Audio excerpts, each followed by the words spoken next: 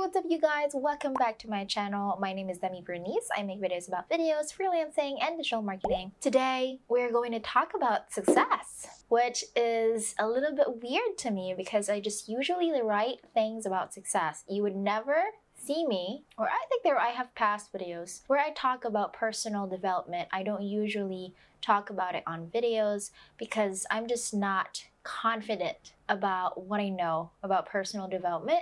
There's a lot of lapses, there's a lot of loopholes, and it could be misinterpreted by other people, and other people have different perspectives than me, so I try to avoid that topic. But there was one person that emailed me a specific question that changed everything, and I'm going to tell you that after the logo reveal.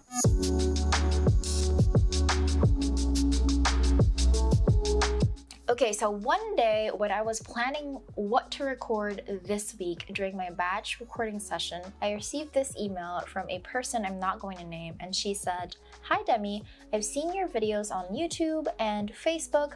You're really good with your speech and how you deliver your message to your audience. Thank you so much.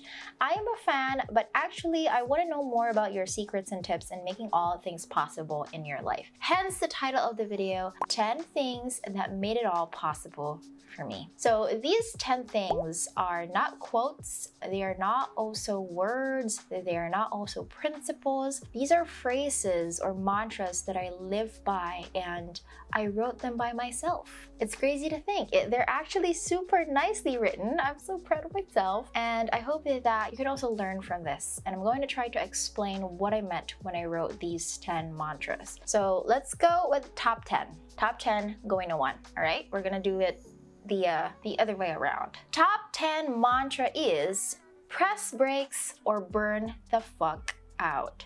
Sorry for the French. This is one of the things that I really learned this year. I've been working so hard for the past 3 years that I do not remember when to press brakes. That's because I am such a people pleaser of a person. I wanted to make sure that everyone who goes into my program, Create and Rise Academy, would get the best experience, and I wanted Create and Rise Academy to be the best that it can be, regardless if people are comparing it to other courses or not. I don't really care. It's more of like the word the best, the way how that gets into my head is, it doesn't mean that I'm comparing it to other courses. It's more of like, this is the best thing that I can put out there. Like, I've exerted all my effort, blood, sweat, and tears on it in order for me to say, this is the best thing that I've done. It's not an adjective used to compare to other people. I don't mean it like that. It's more of like a personal thing. With that said, I spent so many months and years just trying to please people and addressing what other people are saying, like, hey Demi, maybe you should add this in CRA, and I'm like, okay, let's go do this. Not knowing that I've actually been overworking myself in order to please the people who bought the course. And even more so, because I poured my heart, soul, sweat, body, tears into that program, everyone or anyone who says that it's not worth it, it really breaks my heart, like big time. Because in my head, it's like, I've done everything that I can to make this the best course possible, at least for me, and you're still not okay with it. You still think it sucks. You still think it's not worth it. And I really get so brokenhearted. Then I woke up from that trajectory. I was able to get myself back up, and now I feel a lot better. I don't do things to please others anymore. Why I woke up is a story for another time. But I could tell you for sure that there was this one specific thing that happened to me that made me realize, especially this year, 2021, a lot of things just doesn't matter. So this year, God really showed me what it's like. So I'm very much thankful for that. And of course, if you're just, going on and on and on and on, and you don't press the brakes, well, of course, what's going to happen, right? Eventually, your engine is really going to burn and you could explode. Top 9 mantra. People will always say something because they have mouths. And like what I said, from the top 10 mantra, there's a lot of people that just think CRA is not worth it. I also have a lot of students that are getting success from it. They always thank me every day. Some of them even say that you changed my life, and you cannot please everyone. You have to remember that you are here for a specific something and specific group of people. There's no way that you are here to save the world. You're not Jesus. You know what I mean? Some people would see you as evil. Some people would see you as a good person. Some people would see you as this. Some people would see you as the other way around. And that is because we are humans. We are capable of abstract concepts, including judging others. And we say that out loud because we have mouths, period. So regardless what other people are going to say, yeah, they're going to say something. That's for sure. The problem is, how strong are you to ignore them? How relevant is it? How relevant are these things that they are saying against you? And if it's not, then why the hell bother? Top 8 mantra: creating is being in sync with the universe. I cannot do anything, or I don't feel fulfilled, or I remember there was that one point in this year where I didn't do anything for a week and I was just playing video games because I lost motivation. It was like my body telling me like, hey, you need to stop. You need to stop working, you need to rest. And my body was craving for that relaxation and just playing video games. So I played video games for a straight 1 week, and I felt like I was throwing my life away, bro, because I wasn't in sync with the universe. I wasn't creating anything. I was consuming and consuming. When you're playing video games, you're consuming a media, and it also consumes you at the same time. I'm not saying that video games is a bad thing, because up until this day, I still play every day. But there are also a lot of things in my life that are so fulfilling that I would also do that, you know, with the balance of having chillaxation with video games and other things that would make me feel rested. Top mantra number 7: when you're angry, the world will be angry at you. I posted it a few days ago in my Instagram saying that you are the reflection of your own world. So whatever it is that you project out there, when you're always angry, finding mistakes, always sad, always frowning, you're also going to see the world frowning. You're also going to see the world sad. You're also going to see the world at rage. So that is why when I am posting things on my social media, it's always these jokes, these funny things. I barely post anything negative unless I'm like really emotional at that time, because I want people, whoever you are watching my Instagram stories, to freaking laugh, because I want to see you laugh. I don't want anyone to be negative, right? As much as possible, I want the people around me to be positive so I can also be positive, because I'm going through so much. I love my job, but it's hard, and I want people to reflect back happiness to me. I want to receive that, because happiness is contagious. Call me toxic positive, I don't really care. All I want is for everyone to be happy, because that also makes me happy. That's the reason why I'm working so hard, so that I can buy the things that I want, and then I can be happy for a short amount of time. That's okay. Like I can provide things for my family that would make them happy, and then they would also be happy at me, and then they could reflect that happiness back to me. These things. Top mantra number 6: your competition sucks, but so do you. This one is a little bit interesting, because we always think that we're better than our competition, but the truth is they suck. Like, rawr. We hate the people who does better than us, but at the same time, you also suck. Like, you're just the same exact person, the same exact human being as your competition. Someone can be better, greater, or lesser or worse than you are. Doesn't really matter, because at the end of the day, you are called here on this planet to do something to lift up other people.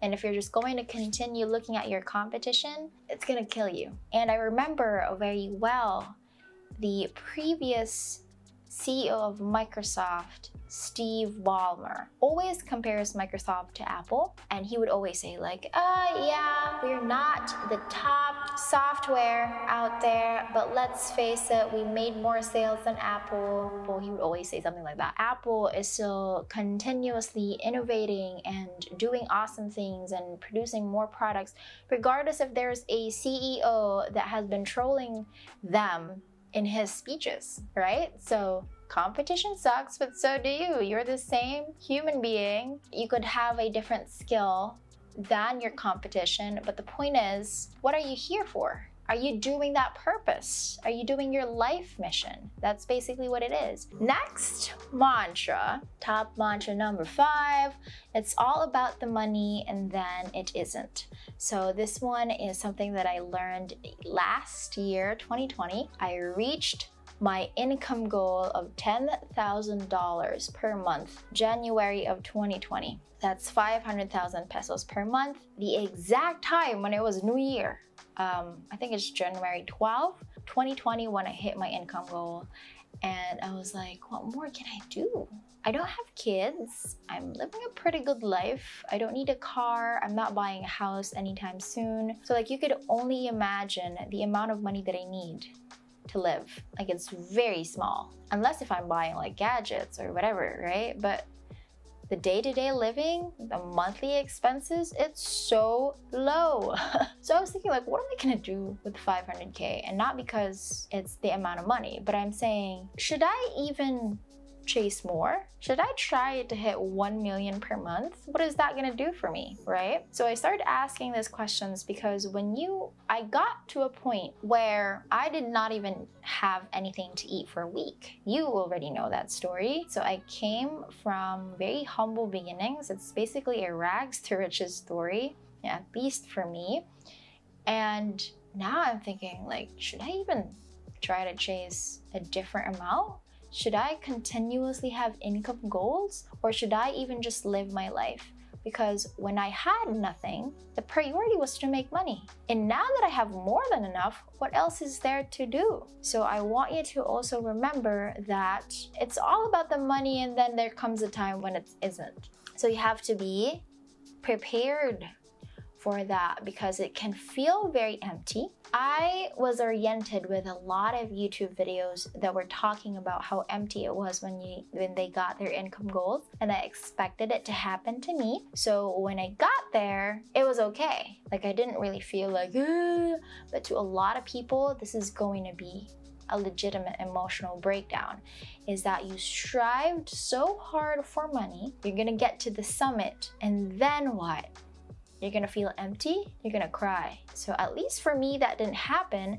Now I'm passing on the message. When you're going to get there, it's gonna get lonely, it's gonna be empty, especially if you don't have kids. Like me, right? A very career-oriented woman, but at the same time, I expected it to happen. And after that, I started focusing on the process. My life is now not about the goals, it's more about the process that I'm doing. So I just got off a call with my fiance, and he was like, why are you not excited about the goals? Because we were talking about our business plans, and he said, that's what makes me excited, is that the idea that this is gonna be big, this is gonna be another huge thing. And I'm like, yeah. And he was like, aren't you excited? And I said, I am excited. And he said, you have to think this is going to be big. And I was like, yeah, I know it's gonna be big. There's no doubt about it. And he was waiting for that ecstatic reaction from me because I really am loud when I'm talking about my emotions. And I said, no, I'm thinking about the process. Like, what do I need to do this week and next week? Because that is more important to me than the end goal. Like, I know that that's the end goal, but right now, this is what I'm focused at? I don't know. Fourth mantra that I live by, feeling obliged is not a feeling. What do I mean by this? Especially in a Filipino setting, our culture is just a disaster. We always feel, especially if you're an eldest daughter, we always feel like we need to pay our parents back. I want to share with you an unpopular opinion, and a lot of parents are going to say I'm crazy for this one. But I just want to say that you as a parent, your children do not owe you anything. And that I'm here for the children too. You don't have to feel obliged to provide for your family. That's not your job at all. Whoever put that in your job description as a daughter, as children, I don't know who, but it's ridiculous. You did not ask to be born. And so I think it's only right for parents to find the right piece, the right amount of money, the right amount of resources to keep everything going in the family. And so a lot of us, we feel obliged to pay back to finish our studies, even if we don't like the course that we are pursuing, or sometimes we feel like we need to be a breadwinner, provide for the family because my mom is so-and-so. And I get that. That's our culture. That's Filipino hospitality. We are very family oriented. And even if, let's say, it's not family at all, there are so many of us, I see this all the time. We take responsibilities. We acquire them instead of our responsibilities given to us. Get what I mean? This happens in the office, in the management organization that you're in, whatever that is. You always feel like you need to do something, even if you are not tasked to do it. Like, oh, I feel responsible for this specific job, but did your boss even say that you have to do that? No. It's the same thing with me fixing and revamping and trying to create and rise academy to the best of my ability because I acquired that responsibility. No one even told me that I should do it, okay? You feel that pressure within you to kind of like, pour your heart and soul into something even if no one told you so. You're making your own problems. That's what's happening here. And so I stopped doing that too, and I found that it's the secret to life, doing the things that you want to do without anyone telling you anything. It's a joy. It's a complete joy. So I hope you find that sweet spot within your life as well. Next one is things will never turn out well, and that's okay. I'm a planner type. Legit, I'm going to a 1 week off. I'm having a sabbatical next week, and I planned every single freaking day. Now, what happens is if I plan hardcore on something, I want every single one to turn out right. And sometimes it just doesn't go that way, right? And I get super disappointed because I'm like, oh my God, like I planned this to be like this, and why is it not happening? And my project manager is actually seeing these frustrations happening around in the team. So for example, I am supposed to be doing this today at work and something came up, especially taxes. Taxes would just randomly come up. Like say for example, the accountant would say like, hey miss, you really need to send this thing because we need it for the taxes, so on and so forth. And I'm like, are you kidding? Like I scheduled these things for today. That's not part of the list. Can we schedule that the next day? Because my mind is already fixed in doing those things in my to-do list in that specific day. So I get freaked out, I get frustrated, and it's not a bad scenario, but it's not something big, right? But there are people out there that are more paranoid about that than I am, especially the organized types. All the J's out there, INTJs, INFJs, ISTJs, ENFJs, ESTJs, these J types, ZEP. We're all super paranoid about things not turning out well. So I want you to think, I want you to understand that there is no one pressuring you. As long as you're alive, there are a million minutes that you can move that option to. And you can always do that. And you can always find solutions to specific problems. Even if things don't turn out well, it's fine. Completely fine. Like you don't need to worry about it. Top 2 mantra. Stop saying yes when it's a no. It's self-explanatory. There are a lot of things that people ask us of, and we always say yes to it, even if it's a no. I learned this from Ali Abdal. He would always say that if it's a maybe, then it's a no. So at that time, when someone invites you on something, if someone tells you this, if someone asks you to do this specific favor, and you think, I'm not really sure, it's already a no. Just make it a no. And the problem comes when we are so afraid of telling other people no. We're so afraid of rejecting other people because we ourselves, we don't want to be rejected, right? And that's why we assume that saying no to other people would hurt them. But sometimes other people don't really care. Like, especially if it's a favor that is of in a desperate position. Say, this person is asking if you can lend them money, and if they're in a desperate position, that always triggers me, to be honest, because I feel like I've also been in that situation where I barely had anything, and there wasn't come a time where I had to go to someone and ask them if they can lend me money. I didn't ask anyone to lend me money, even if I had nothing to eat. So that is like triggering to me. It's like you're in that position, but also I understand where they're coming from. They're desperate, and you saying no to them, it actually doesn't hurt.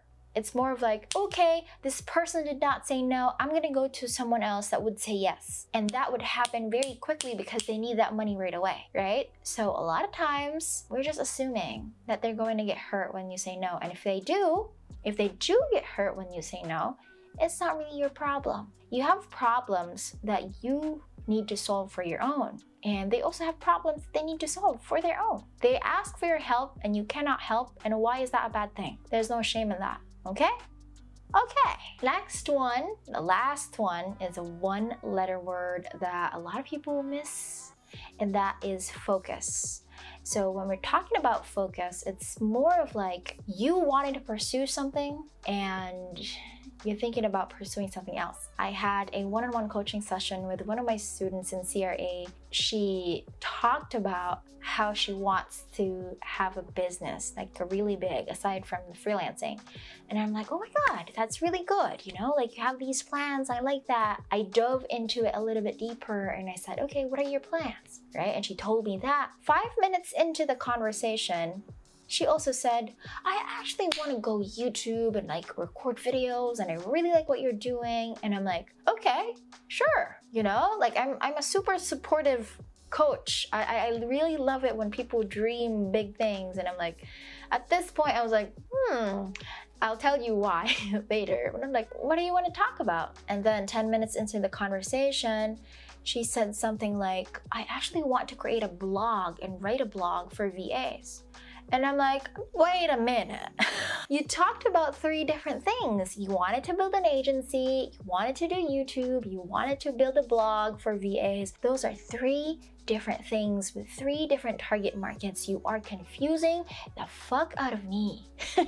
I'm sorry, girl, if you're watching this. You know very well that this conversation happened, except I didn't curse. But yes, that's exactly what I told her. And then I explained to her how focus has really contributed to the success of Create Your Eyes Academy. I said that, you know, for 2 years, I worked tirelessly on CRA and I didn't think about any other business until I finished it. Once I finished CRA 2.0 and making sure that, you know, everything is taken care of, I did my best to make it the best program that I can. That was the only time that I had Dip Your Brush. That was the only time that I gave birth to a different business. And she was so quiet about it all. And I said, what's happening? Like, why are you so quiet about this? And she said, I'm just trying to absorb it all, because she's the explorer type. There are a lot of explorer types, including my fiance, one of my friends. They always have these ideas and like, oh, I want to do this, I want to do this too, this one. And then they get disinterested in the follow through. That's one of the problems, is that you can't focus on one thing because you're scared to fail. The reason why you have these ideas is because you're trying to defend yourself because you're scared of success. You're scared of success and you're scared of failing. You don't know how to react. All these ideas that you have, they're all uncertain. And so you try to protect yourself by having more ideas, so that if the other one fails, you have plan B. That's what people do when they don't have focus. So you have to check on that. Me personally, I don't like failing. I don't like losing either. Losing, again, not in terms of competition, but like losing because of my goals. I have goals, and if I don't meet them, I consider myself losing. That's what it is. It's always internal. I don't like losing, but at the same time, I always think, this is gonna fail, but if it will, what am I gonna do next? I have that backup plan in my head, but I don't work on that. I work on this, because this is here, like right now. This is here, in the present moment. This is what we're going to focus on. And unless I see it in my eyes that it's failing, then I have a backup plan. So always focus. You can have all that backup ideas, but choose one, work on it, focus on it, go all in on it, and then see it rise, see it bloom. And that's the secret to success. Those are the top things that I follow. And I hope that you learned something out from this. And I hope this is not boring. I hope that you learned something out from it, even if I wasn't cracking jokes, because this is like kind of like a serious matter. I hope you've taken 1 or 2 of those mantras, apply it when you have decided on this big thing, and I'll see you in the next video.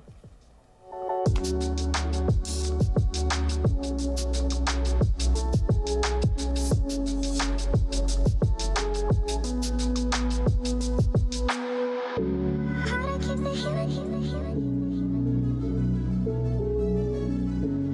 to keep the healing.